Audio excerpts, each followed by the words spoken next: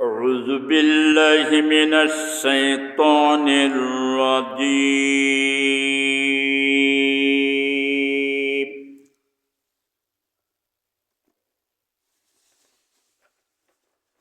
بسم الله الرحمن الرحيم.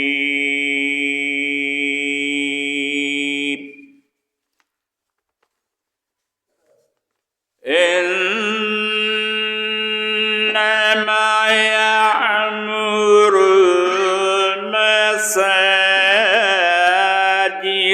الله من آمن بالله واليوم الآخر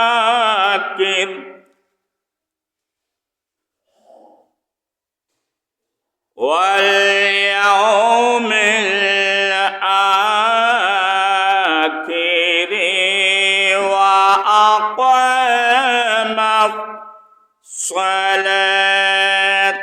وآتى الزكاة ولم يخش إلا الله فعسى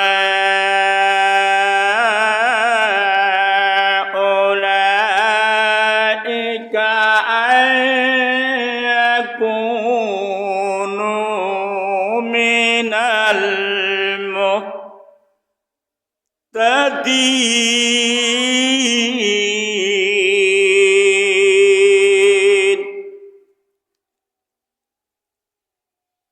أجعلتم سقاية الحج وعمارة المسجد الحرام كما آمن بالله واليوم الآخر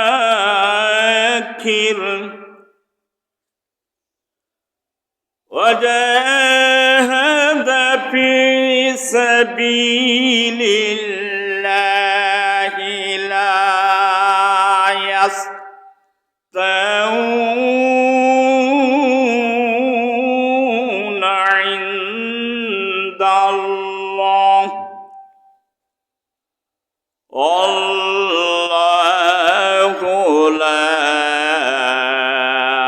يهدي القوم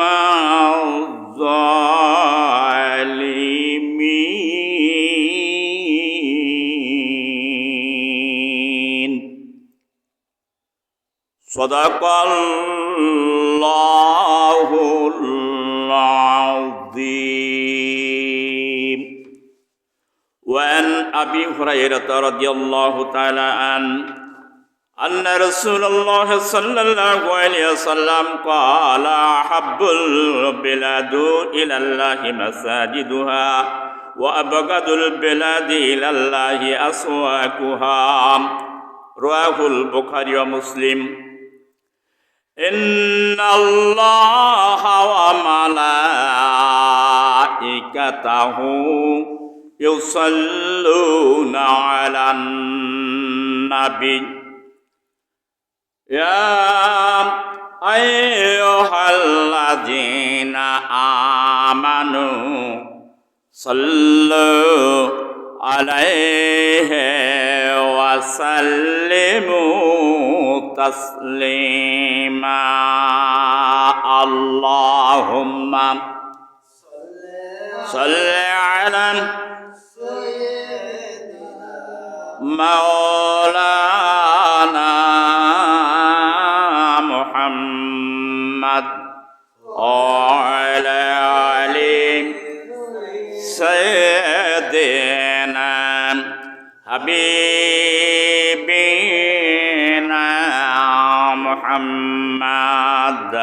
اللهم صل على سيدنا مولانا محمد وعلى آل سيدنا بنا محمد بلغ العلا بكماله كشف الدجى بجماله حسنت جميع خصاله صلوا عليه وآله أما بعد পবিত্র মাহে রজবের প্রথম নসিহাত। বয়োজ্যেষ্ঠ মুরব্বিয়ানে কেরাম, সমবয়স্ক আমার ইসলাম প্রিয় দিনদার ইমানদার ভাইরা,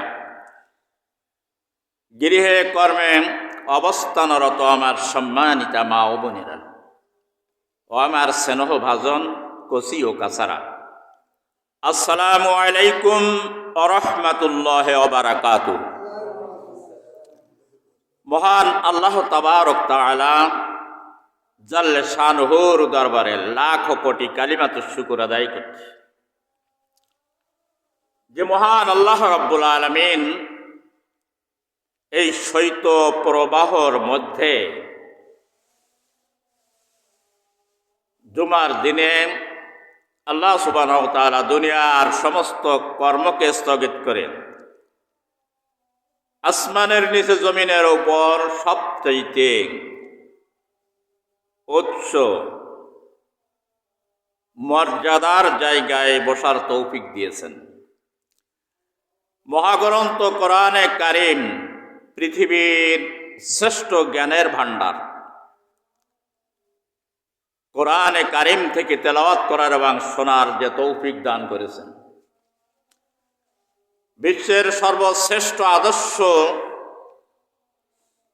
বিশ্ব নবী তাজেদারে মদিনা মুহাম্মদ রাসূলুল্লাহ সাল্লাল্লাহু আলাইহি সাল্লামের জীবন আদর্শ থেকে যে আমাদের তেলাওয়াত করার এবং শোনার তৌফিক দিয়েছেন, সেই মহান শাহানশাহর দরবারে জবান খুলে আবেগ জড়িত কণ্ঠে গভীর অন্তরের স্থল থেকে কালিমাতুশ শুকর আদায় করে যে যেখানে আছেন মাইকের আওয়াজের মধ্যে বলুন আলহামদুলিল্লাহ। অগণিত দুরুদ ও সালাম, রহমত, কল্যাণ, শান্তি ও মহিমা বর্ষিত হক সর্বযুগের যুগের মহান নেতা, মানবতার অগ্রদূত, মানবতার মুক্তির কান্ডারি, মুক্তির সরদার, সৈয়দুল মাহশার, শাফিউল মাহশার, হাবিবে কিরদাগার, মদিনায়ে তাজেদার, আখিরে জামানার নবী জনাবে মুহাম্মদ রাসূলুল্লাহ সাল্লাল্লাহু আলাইহি ওয়াসাল্লামের উপর বর্ষিত। প্রিয় মুসলমান ভাই ও বোনেরা, মহাগ্রন্থ কোরআনে কারিম সূরাতুত তাওবা 18 এবং 19 নম্বর আয়াত কারিমা তেলাওয়াত করেছে। বিশ্ব নবীর জীবন আদর্শ থেকে একটি হাদিস তেলাওয়াত করেছি সহিহ বুখারী মুসলিম থেকে। মহান আল্লাহ রাব্বুল আলামিন আয়াতের শানে বিশ্বের সর্বশ্রেষ্ঠ স্থানের কথা বলেছেন। সর্বশ্রেষ্ঠ আসমানের নিচে জমিনের উপর বিশ্ব ব্রহ্মাণ্ডে সবচাইতে উত্তম জায়গাটার কথা বলেছেন। সেই জায়গাটা হলো মসজিদ। এর উপরে সর্বশ্রেষ্ঠ জায়গার পৃথিবীতে নাই কোরআন এবং সুন্নাহর আলোকে। আর যেখানে কোরআন এবং সুন্নাহর কথায় সে জায়গায় উত্তম। যেখানে তাফসির মাহফিল, কোরআনের আলোচনা যেখানে হয় সে জায়গাটাও বেহেশতের বাগান। মসজিদও বেহেশতের বাগান। আয়াতে কারিমা তেলাওয়াত করেছি আল্লাহর নবীর চাচা হযরত আব্বাস রাদিয়াল্লাহু তাআলা আনহু যখন বন্দী হয়ে গেলেন কাফের কুরাইশদের কাছে। তো কাফের কুরাইশরা তাকে আবদ্ধ করলেন। আয়াতের তাফসীর ইবনে কাসির থেকে বলছি। তখন কুরাইশ কাফেররা এরাই মক্কার সবচেয়ে যা বিশ্ব মুসলিমের কাবা, যেখানে মানুষ যেদিক ফিরে সালাত আদায় করে, এই বিশ্ব মুসলিম কাবা সর্বপ্রথম পৃথিবীতে আল্লাহ রাব্বুল আলামিন এরা আবিষ্কার করেন। দুনিয়ার যত মসজিদ আছে সব মসজিদগুলো হচ্ছে তার উত্তরসূরি। এরপরে মদিনা, রওজাতুল মুবারক, মদিনার মসজিদে নববী, এমনিভাবে মসজিদগুলো দুনিয়ার পৃথিবীতে প্রতিষ্ঠা হয়েছে। এক এক মসজিদের এক একটা ফজিলাত আছে। কাবা শরীফের মসজিদে যদি কেউ নামাজ আদায় করে 1,00,000 রাকাত নামাজের সওয়াব মেলে। সুবহানাল্লাহ খান। মদিনার মসজিদে যদি কেউ নামাজ আদায় করে 50,000 রাকাত নামাজের সওয়াব মেলে, 2 রাকাত নামাজ। সুবহানাল্লাহ। এমনিভাবে বিশ্বের যত মসজিদ আছে, মসজিদে যদি নামাজ আদায় করা হয় তাহলে 25 থেকে 27 গুণ বেশি সওয়াব বা নেকি হয়। কুরাইশ কাফেররা বলল আব্বাস রাদিয়াল্লাহু আনহুকে লক্ষ্য করে যে তোমরা তো ঈমান এনেছো, আল্লাহর পথে সংগ্রাম করো, যুদ্ধ করো তোমাদের রবের পথে, তার চেয়ে আমরা উত্তম। কারণ কাবা শরীফের মধ্যে তখন 360টি মূর্তি ছিল, ওরা রক্ষণাবেক্ষণ করত। তখনও মানুষ হজ করতে যেত, সে আইম্মায়ে জাহেলিয়াতের যুগে বিভিন্ন দেশ থেকে তারা ওই মূর্তিগুলো চতুর্পাশ দিয়ে তারা ওই তওয়াফ করত। মূর্তি এগুলো কুরাইশ কাফের যারা ছিল এরা বলতো আমরা মসজিদে হারাম অর্থাৎ পবিত্র মসজিদ আমরা রক্ষণাবেক্ষণ করি, আমাদের মর্যাদার সবচেয়ে বেশি, এবং আমরা যারা হজ করতে আসে তাদের পানি পান করাই, এই জন্য আমাদের মর্যাদা তোমাদের চেয়েও বেশি। তোমরা যে আল্লাহর পথে পরকালের জন্য বা আল্লাহর পথে জীবন দাও, জিহাদ করো, তার চেয়ে আমরা উত্তম। এই প্রেক্ষাপটে কোরআনের আয়াত নাযিল হলো সূরাতুল তাওবার 19 নম্বর আয়াত। যে আয়াতে কারিমা তেলাওয়াত করেছে আল্লাহ রাব্বুল আলামিন বলছেন আজআলতুম সিকায়াতাল হাজ ওয়া ইমারাতাল মাসজিদিল হারাম কামান আমানা বিল্লাহি ওয়াল ইয়াউমিল আখিরি ওয়া জাহাদা ফি সাবিলিল্লাহি লা ইয়াস্তাউন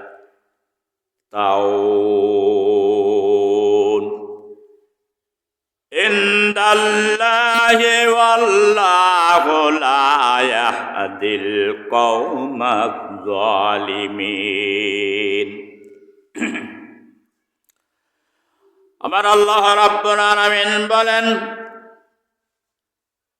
আর তোমরা কি হাজীদের পানি পান করানো এবং মসজিদে হারাম আবাদ করাকে ওই ব্যক্তিদের মতন বিবেচনা করো, তাদের সঙ্গে তুলনা করো যে আল্লাহ এবং শেষ দিনের উপরে যে ঈমান এনেছে এবং আল্লাহর পথে সংগ্রাম করে, তারা তো আল্লাহর কাছে বরাবরই সম্মানিত।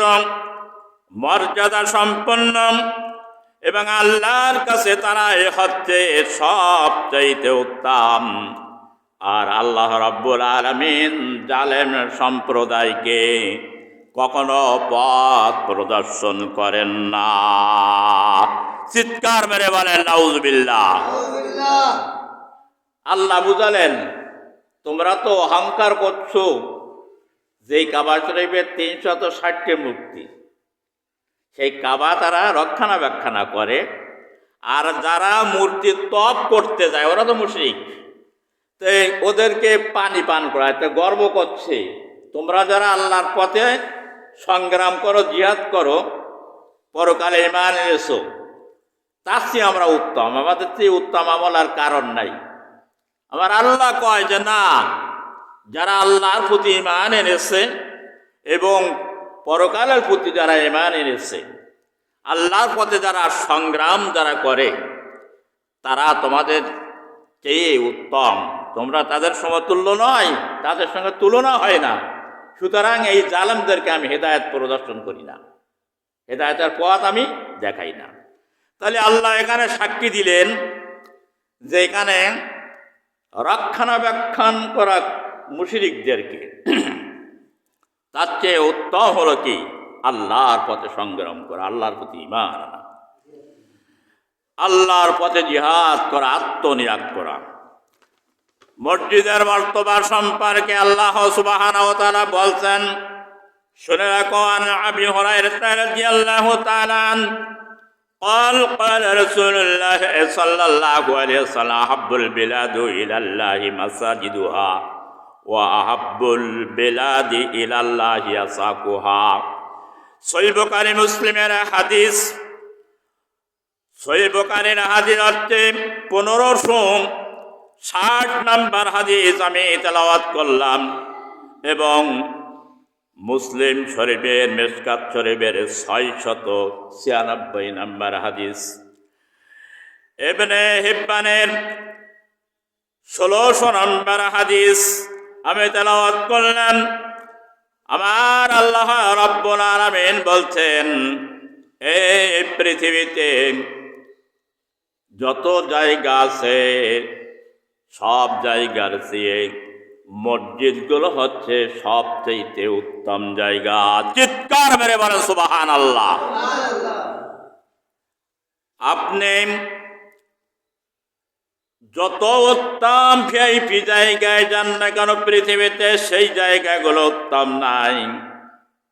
সার্কিট হাউস উত্তম নাই, যেখানে দেশের সর্বোচ্চ ভিআইপি লোক যেখানে বসে থাকে খায়। সংসদ ভবন উত্তম নয়, যেখানে দেশের বাছাই করা মানুষগুলো বসে। আমার আল্লাহ সেই জায়গাটা উত্তম বললেন না, উত্তম বললেন কোন জায়গায়? যদি কোনো টিনের ছাওড়া থাকে বা কাঁচা দেওয়ালের থাকে বা যাই হোক না কেন, আমার আল্লাহ পাক বললেন সর্বশ্রেষ্ঠ জায়গা হচ্ছে আল্লাহর ঘর, মসজিদ। সুবহানাল্লাহ। এখানে কেউ যায় না, সর্বশ্রেষ্ঠ যায়। আর আমার আল্লাহ রাব্বুল আলামিনের নবী বললেন, ওয়াবগাদুল বিলাদু ইলাল্লাহি আসাকুহা, আর এই সবচাইতে আসমানের নিচে জমিনের উপর সবচাইতে নিকৃষ্ট জায়গা হলো বাজার। সহিহ হাদিস। সহিহ হাদিস কয়জন মানে? সহিহ হাদিস তো মানুষ পাগল হয়ে যায় না? কি মানছিস তার সহিহ হাদিস মানে ভালো, ভালো তো মানা, কিন্তু ওটা তো সহিহ হাদিস নাকি? সবচেয়ে সহিহ হাদিস। বাজারে বেশি লোক থাকে না মসজিদে বেশি? কোন জায়গায়? বাজারে। ওখানে কিন্তু অ্যালাউন্স করা লাগে না। আর আমি কিন্তু মসজিদে ডাকি 5 বার, জুম্মার দিনে আজানের আগে একবার, আর একবার ডাকা হয়, ওয়ার্নিং দেওয়া হয়, কিন্তু সেখানে আসে না। সহিহ বুখারী মুসলিমের হাদিস। আল্লাহর নবী বলেছেন যে সবচেয়ে উত্তম জায়গা হলে এই জায়গা। এরপরে ওয়ান আবি হুরায়রা রাদিয়াল্লাহু তাআলা قال قال رسول الله صلى الله عليه وسلم قال جعلت لي আরদিহি মসজিদাও ওয়া তুহুরা, রাওয়াহুল মুসলিম। সহিহ মুসলিমের হাদিস 523 নম্বর হাদিস। ইবনে মাজাহ শরীফের 557 নম্বর হাদিস আমি তেলাওয়াত করলাম। আমার আল্লাহ পাক বললেন, শুধু এই নয়, আমার রসুল বলছেন যে আল্লাহ তাআলা আমার এই আল্লাহর জমিনটা আমার জন্য মসজিদ বানিয়ে দিয়েছেন। সুবহানাল্লাহ কোন। পৃথিবীর যত জায়গায় আছে যেখানে সিজদা দেওয়া সেটাই তোমার মসজিদ, সেইটাই তোমার হচ্ছে। তো রাসূল কারীম সাল্লাল্লাহু আলাইহি ওয়াসাল্লাম বললেন, আমার আল্লাহ আমার জন্য এই জমিনটাকে মসজিদ বানিয়ে দিয়েছেন।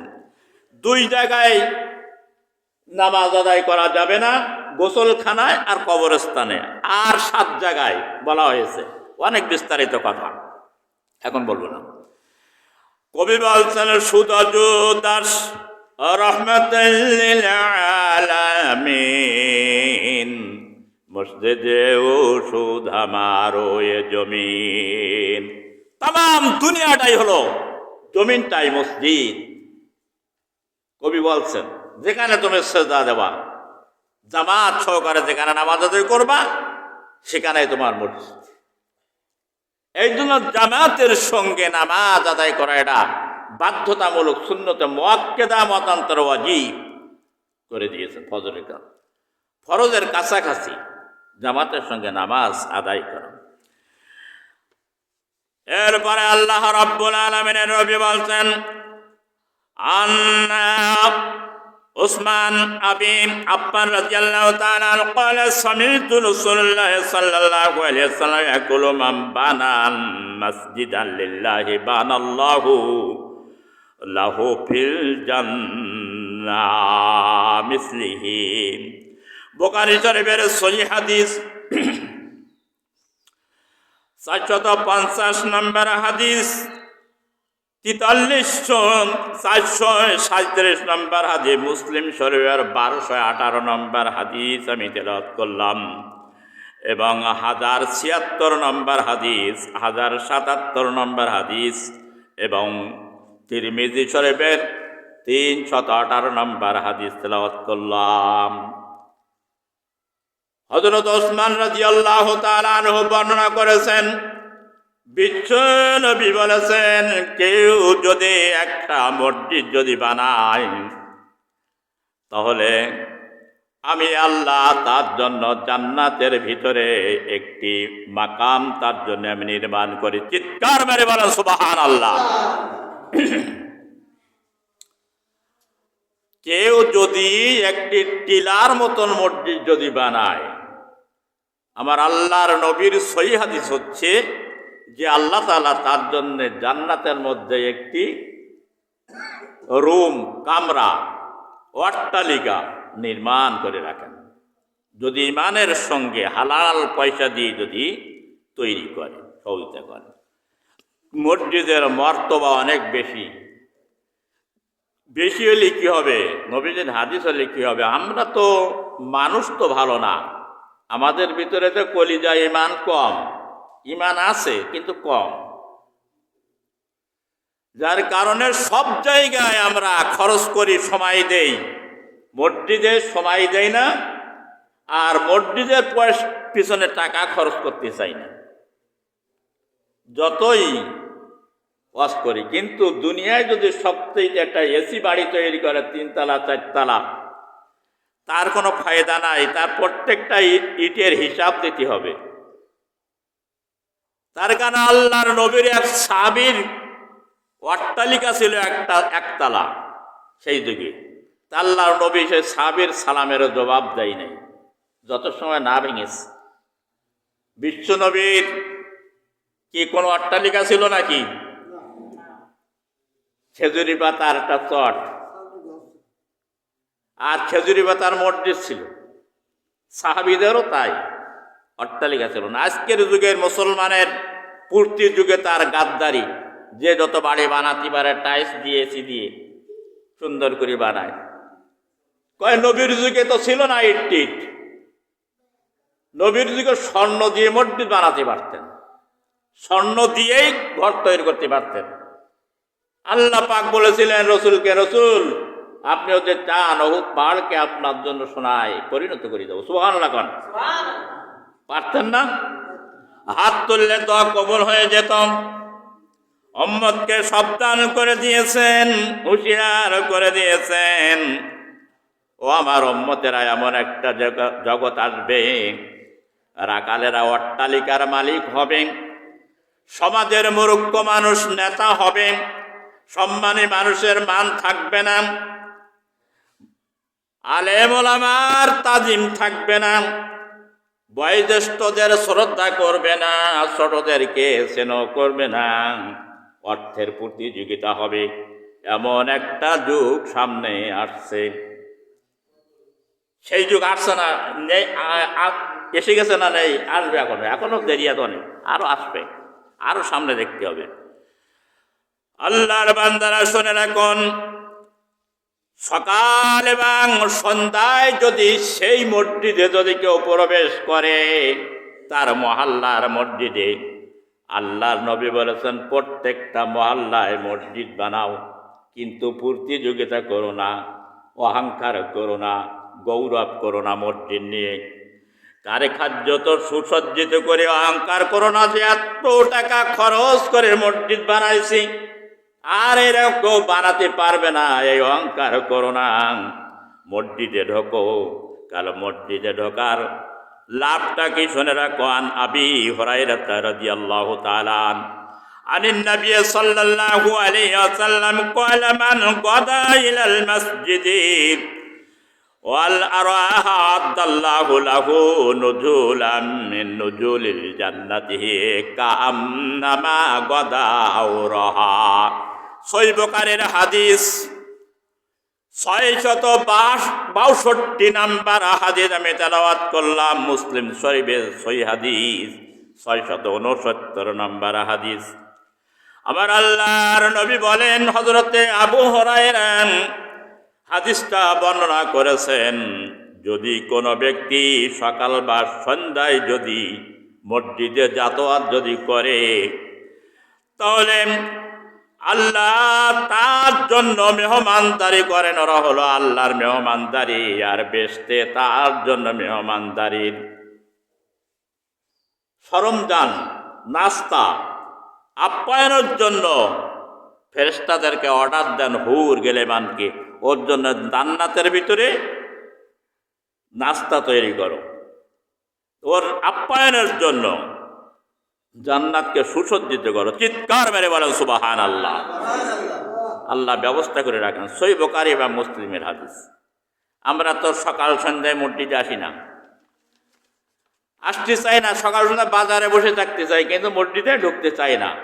আবার অনেকেই নামাজ পড়লেও 2টা ওয়াক্ত বেছে নিয়েছে। কেমন আমার আল্লাহর নবীর হাদিস, যদি কেউ ঈশার নামাজ যদি জামাতের সঙ্গে আদায় করে, সারা রাত নফল নামাজ আদায় করলে যে সব হয়, ওই সব তার আমল নামায় লেখা হয়। আর যদি কেউ ফজরের নামাজ যদি কেউ আদায় করে জামাতের সঙ্গে, তাহলে সারা রাত নামাজ আদায় করলে সব হয়, ওই সব তার আমল নামায় লেখা হয়। চিৎকার মেরে বলেন সুবহানাল্লাহ। 2-1 মুসাল্লি এই আমলটা করছে, 5 ওয়াক্ত আর 3 ওয়াক্ত বাদ জামাত আর পড়ে না, ঘরে পড়ে, ঘরে নামাজই হয় না, অসুস্থ ব্যক্তি ছাড়া, মাদুদ ছাড়া, প্রবল বৃষ্টি ছাড়া। আমি 2 থেকে 3টে মুসাল্লি বেড়ায় দেখেছি, আমাদের ডাক্তার সহ, আমাদের হযরত ভাই আরো, এরা 1 ওয়াক্ত নামাজ বাড়ি পড়ার চেষ্টা করে না, জামাতে পড়ে। কেন?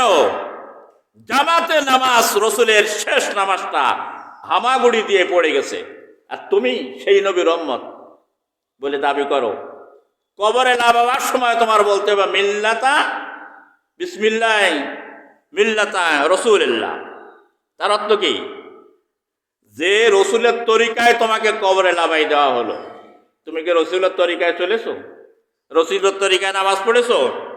রসুলের তরিকায় কি জামাতে নামাজ আদায় করেছো? রসুলের তরিকায় কি সংসার চালাইছো, পরিবার চালাইছো? রাজনীতি, সমাজনীতি, অর্থনীতি করেছো? করো নাই। বিসমিল্লাহ ওয়া আলা মিল্লাতি এলাকার ইমাম সাহেব বলে দিল যে তোমার ওসিলাত কিস্তিতে ওটাই দিলাম, হবে? কথা বলেন, জোরে বলেন। কোনোদিন হবে না। সারাদিন জীবন যদি না চলি, মরার সময় যদি মরার লাশটা রসুল, কোনোদিন তা নেবে না। রসুলের জীবনীটা অনুসরণ করতে হবে, তাহলে বিসমিল্লাহ ওয়া আলা মিল্লাতির কাজ হবে। কিন্তু যারা বলে এরাও মুনাফিক, না বলি ইমাম সাহেবের উপর থাকে না। আমরাও বলি কিন্তু কায়দায় বলি, একটা সিস্টেমে বলে দেয় আর কি। বাইরে আমার যাই হোক, রসুলের তরিকাত মোতাবেক যদি জীবনটা চালানো হয়, আর ওই সময় যদি বিসমিল্লাহ ওয়া আলা মিল্লাতি রাসূলিল্লাহ এই কথাটা বলে যদি কবরে লাগাই দেওয়া হয়, তাহলে রসুলের তরিকাতে তুলে দিলাম কিস্তিতে। পার করবে কে? আল্লাহ পার করবে। রসুল শাফাআতকারী হবে কিয়ামতের ময়দানে। কিয়ামতের দিন বলবেন কেউ শাফাআতকারী থাকবে না সেই দিন। নবীজি ছাড়া আর কেউ শাফাআত করতে পারবে না, অধিকার কারো থাকবে না। সেই দিন আপনি বলবেন আমি তো আপনার উম্মত। রসুল বলবেন ফাসুকাল লিমান গায়রা মিন বাদি, দূর হয়ে যা, তুই তো আমার উম্মত নয়। কারণ তুই যদি আমার উম্মত হতিস, আমার জীবনের আমার আদর্শগুলো তোর মধ্যে থাকতো, দাড়িটা থাকতো, নামাজের চিহ্ন থাকতো, পাঞ্জাবিটা রসুলের তরিকায় হতো, চুলগুলো রসুলের তরিকায় হতো, দাড়িটা রসুলের তরিকায় হতো, জামা এবং কাপড়গুলো রসুলের তরিকায় হতো। এখন মনে করেন কোনো ফাসেক ব্যক্তি দাড়ি শেষে মারা গেল, তাহাজ্জুদ পড়ে, হজ করেছে, যাকাত দিয়েছে, সব কিছু করেছে, কিয়ামতের দিন রসুলের সামনে যাবে, তখন দাড়ি উঠবে নাই, কোনোদিন উঠবে না। তাহলে আমার হজে কি করলো, আর নামাজে কি করলো, তাহাজ্জুদে কি করলো? এই জন্য আমরা বলি সবচেয়ে বড় একটা সুন্নত রসুলের সুন্নত দাড়ি রাখা। দাড়ির অনেক ওয়াজ আছে, আজকে সে ওয়াজ করবো না তো। আমার ভাইরা, আমার বন্ধুরা, এবার শুনে রাখেন। وعن ابي سعيد الخدري رضي الله تعالى عنه قال قال رسول الله صلى الله عليه وسلم اذا رايتم الرجل يتعاهد المساجد فاشهدوا له بالايمان فان الله تعالى মসজিদে যাতায়াতকারীকে, যারা মসজিদে 5 বার যাতায়াত করে, তাদের সম্মান, তাদের ইজ্জত আল্লাহর নবী তাদের সম্পর্কে কি বলেছেন খেয়াল করে শুনে রাখেন। হাদিসটা হলো সহিহ হাদিস। এই সহিহ হাদিস থেকে বলছি, এই সহিহ হাদিস হযরত আবু সাঈদ খুদরি রাদিয়াল্লাহু তাআলা আনহু বর্ণনা করেছেন। যদি 5 বার তাকে মসজিদে যাতায়াত করতে দেখো, তাহলে তোমরা ওই ব্যক্তিকে মুমিন বলে তাকে সাক্ষী দাও। চিৎকার মেরে বলেন সুবহানাল্লাহ। ইদা রাআইতুমুর রাজুলা ইয়াতাআদ্দাল মাসজিদা ফাশহাদু, সাক্ষী দাও, তার সম্পর্কে সাক্ষী দাও। জানাজার সামনে দাঁড়ায় মুমিন ছিল। ফাশহাদু লাহু বিল ঈমান, ও ঈমানদার ছিল। ফাইনাল্লাহ তাআলা, আল্লাহ পাক বলছেন ইন্নামা ইয়ামুরু মাসাজিদ আল্লাহি মান আমানা বিল্লাহি ওয়াল ইয়াউমিল আখিরি ওয়া আকামাস সালাতা ওয়া আতাজ যাকাতা ওয়া লাম ইয়াখশা ইল্লাল্লাহ ফাসা উলাইকা আয়াকুনু মিনাল মুহতাদিন। আল্লাহু আকবার গান। এখন আয়াতটা তেলাওয়াত করলাম। আয়াতের ভিতরে 5টা গুণের কথা আল্লাহ পাক বলেছেন। আমাদের বাংলাদেশের প্রেক্ষাপট তার ভিন্ন। মুসলমান হইলেও বাংলাদেশ মুসলিম দেশ, 94% মুসলমান। কিন্তু দুঃখজনক হলো সত্য, বাংলাদেশের প্রেক্ষাপটগুলো হচ্ছে যে দল ক্ষমতায় থাকে সেই দলের লোকগুলো কমিটি বানায়। তাই সে নামাজ পড়ুক আর না পড়ুক, সুদখোর হোক ঘুষখোর হোক, জেনাকর হোক বেবিচার হোক, দেখে যে এই লোকগুলো মসজিদ কমিটির লোক বানাতে হবে। অধিকাংশ বাংলাদেশের মসজিদগুলো তাদের বানাই কেন? জোর ক্ষমতা যার জোর তার, পাওয়ারও তার ফুল। তারা এই জন্য বানায় যে ইমাম সাহেব যেন সরকার বিরোধী কথা যেন না বলতে পারে। আগে তো বলে যায়, খবরদার হুজুর সরকারের বিরুদ্ধে কোনো কথা বলেন না, টর্চারি করার জন্য ইমামকে। কত ইমামকে গলা ধরে বাইর করে দেওয়া হয়েছে মসজিদ থেকে সরকারের সমালোচনা করার জন্য, এবং ভিন্ন মতের দলের লোকের দোয়া করার জন্য। আপনারা নেটে দেখেছেন তো, আমি কিন্তু মিথ্যা বলি না, যেটা বলি সেটা প্রমাণ সহকারে বলি।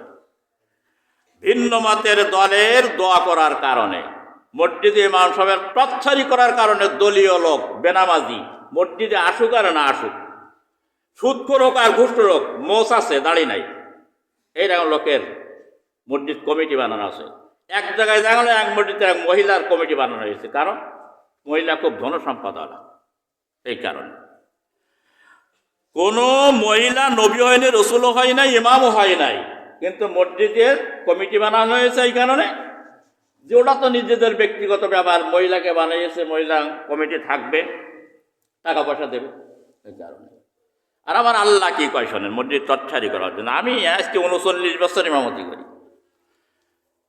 তো আমি কোন কমিটির মুসাল্লি এবং এর গোলামি করি না, আমি গোলামি করি আল্লাহর। ঘর কার? আরো জোর বলেন, কার ঘর? আল্লাহ। আপনি কার? আমি কার? আল্লাহর। তা আমি কার? আমি সেই আল্লাহর গোলাম। এই জন্য আমি কারো পরোয়া করি না। 39 বছর ইমামতি করি, কোনো কারণে একটু কল্পনা বললে হয় না। আমি একবার বাড়িতে গেলাম, আমার ওয়াইফ অসুস্থ, আমার বড় মেয়ে পেটে থাকতে, তো বলে গেলাম যে এরা অসুস্থতার কারণে ছুটি নিয়ে চলে গেলাম, যে আমি আসতে পারবার না মনে হয়, কয়েক 4-5 দিন 7 দিন। তোমার 10 দিন দেরি হয়ে গেল অসুস্থতার কারণে। সিটি তখন মোবাইলের যুগ না, সিটির যুগ, সিটি যাবে কখন? আসতে আসতে প্রায় 10 দিন দেরি হয়ে গেল।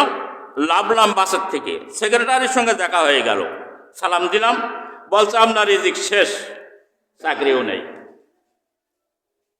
তো আমি কিছু বললাম, বলতে আপনার রিজিকও শেষ, চাকরি? বেয়াদব, তুই কি মেকাইল নাকি? তোর হাতে কি রিজিক আর তোর হাত থেকে চাকরি নাকি? আর তোর গোলামি আমি করি নাকি? উনি নালিশ করে দিলেন মসজিদের সমস্ত মুসাল্লিদের কাছে। আমার কাছে প্রশ্ন করলেন, হুজুর আপনি না সেক্রেটারি বলেছেন? আমরা হ্যাঁ। ওনার ওই বলেছি, ওনার মারার দরকার ছিল কিন্তু মারি নাই, বয়োজ্যেষ্ঠ লোক তো, এই কারণে। বলে কারণ আমি 12-10 দিন পরে আসলাম, সালাম দিলাম, আমার কাছে ভালো মন্দ কুশালাতে জিজ্ঞাসা করবে কি অসুবিধা ছিল আপনার, তারপরে বলবে আপনার বেতন কাটা গেছে। সন্তোষজনক কৈফিয়ত আমার কাছে নিতে পারবে, অধিকার আছে, কিন্তু সিস্টেম থাকতে হবে। কিন্তু বাসেতে লাভার পরেই চাকরি শেষ, তো তোমাকে প্রাইম মিনিস্টার দেওয়া হয় নাই, এই জন্য ওনাকে আমি এই বলিনি, আজকে আরো কঠিন বলেছি। সবাই বলল ধন্যবাদ, আপনার চাকরিও যায় নাই, আপনার বেতনও কাটা যাবে না। আমি সেই ইমাম সাহেব, এই জন্য আমি সরকারের আলোচনা করবে না কেন ইমাম সাহেবেরা? আমার আল্লাহর নবী বলেছেন, গম আমার স্ত্রীরা 11 জন স্ত্রী ছিলেন, 2 জন দাসী, 13 জন। আয়েশা সিদ্দিকা আগে, হযরতুল খাদিজাতুল কুবরা আগে ইন্তেকাল করেছেন। আল্লাহ নবী বলেছেন, হাদিস আছে, আমার রাতের অন্ধকারে এবং দিনের আলোতে আমার মধ্যে যা কিছু দেখতে পাও, সাহাবীদেরকে বলেছেন রাতের অন্ধকারে দিনের আলোতে আমার মধ্যে যা কিছু দেখতে পাবে তা মানুষের বলে দিবে। সুবহানাল্লাহ কোন? সাহাবায়ে কেরাম তাই বলেছেন, খোলাফায়ে রাশিদিন তাই বলেছেন, তোমরা আমাদের কোনো ভুল ত্রুটি পাইলে তা বলে দেবে, এটা আমাদের ভুল ধরে দেবে। হযরত মাবিয়া যখন রাষ্ট্রের প্রেসিডেন্ট হলেন, কৌশলগতভাবে তিনি মসজিদের যিনি রাষ্ট্রের প্রেসিডেন্ট হতেন, তিনি মসজিদের খুতবা তিনি দিতেন। আমাদের দেশের যদি রাষ্ট্রের প্রেসিডেন্টের খুতবা দিতে বলা হয়, কাপড় চোপড়ে পায়খানা হয়ে যাবে, বাথরুম করে ফেলবে। আর রাষ্ট্রের প্রাইম মিনিস্টার তো আর পুরুষ হয় না, অধিকাংশ হয় নারী। কাজেই তোরা যে যদি শোনে মসজিদে খুতবা দেবে, তো সে এলাকার মুসাল্লি আর থাকবে না, তারা মুসাল্লি। এখন মাবিয়া উঠে বলল, রাষ্ট্র আমার, আমিরুল মুমিনিন আমি, প্রেসিডেন্ট আমি, প্রাইম মিনিস্টার আমি, আমি যা ইচ্ছা তাই করব, আমার অর্থনৈতিক যেভাবে ইচ্ছা তাই আমি ব্যয় করব, কারোর কোনো অধিকার নাই। কোনো জবাব তিনি পেলেন না। এক জমা গেল, দুই জমা গেল, তৃতীয় জমায় যখন এই কথা বললেন, এক যুবক উঠে দাঁড়িয়ে বলল, আমিরুল মুমিনিন, আপনার কি করে হয়? আপনাকে তো অধিকার দেওয়া হয়েছে, এটাও তো জনগণের আমানত। আপনি এ কথা কি করে বলেন যে আমার সম্পদ, আমার সব, আমি নিজেই এটা যা ইচ্ছা তাই করব? তখন যুবককে ধরে তিনি হুজারায় নিয়ে গেলেন।